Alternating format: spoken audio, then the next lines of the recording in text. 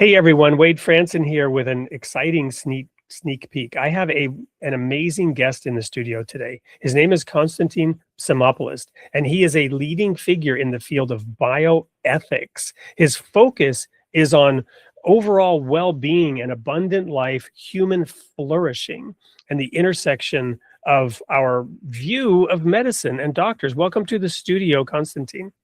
Thank you so much for having me, Wade. Wonderful to be here. Well, right before we clicked the record button, we were having this fascinating conversation in which you brought up the example of the Good Samaritan. Jesus in his day came to a fervently religious group under a large occupying power. They were expecting him to come and free them up from the dominion of an outside power, and his teachings, he said, you shall know the truth, and the truth shall make you free. How does the parable of the Good Samaritan fit into that? Yeah, thank you. That's a wonderful question, and you're leading me to my favorite parable as a Christian, an Orthodox Christian myself, very ecumenically minded one. I think it is really the crux of all of medicine and healthcare. And it could give us, especially today in this day and age, and in the United States, but globally more than ever, an idea of how we can really have medicine and all of healthcare and public health reimagined from the specific impetus being that Jesus Christ really tells us in this parable by Luke on who is actually going to care about their neighbor, and then specifies who that neighbor is. So what we're really lacking in medicine, and we see that in bioethics, is this soul of care.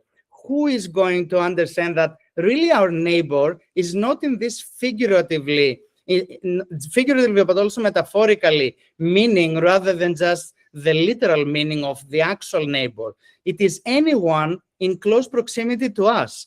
And if we believe that we're created in the image, and as we say in the Orthodox tradition, the likeness as well of God, we have to realize that what is the most meaningful to consider in medicine, but also all of healthcare, is the human dignity of the other person who is in close proximity to us. That's what Christ wanted us to do.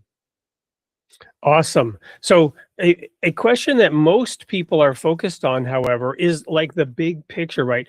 Global universal health care. And these are big questions, but what I'm hearing from you is a need to focus on the personal, the individual doctor, and the relationship with the patient at this, let's call it the cellular level, versus the societal policy level. Both are important, but how do you deal with those two sides of it?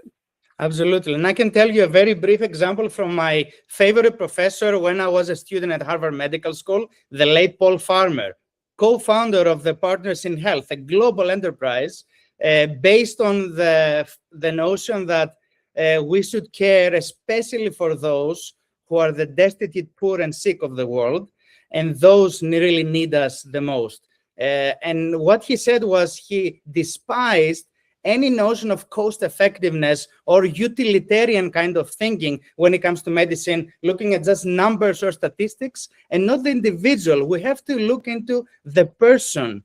And so first the person, and then, of course, his or her body and soul holistically. But starting with who is the patient, who is the person that we have in front of us, and that is where our focus should be and ought to be before any kind of financial concerns or time constraints. This is all constructed. Those are constructs rather than the essence of what we should be doing, first as people in medicine, scientists in academia, but also as human beings in society. We really need it in the United States especially, but the whole world over as today. Two hugely important views and perspectives on this topic, and during the whole hour that we will have together, we'll have the time to cover much more. So everyone listening into this sneak peek, you do not want to miss next week's show with Constantine Psimopoulos on April 14th on Created in the Image of God, 8 p.m. Central. We will see you there.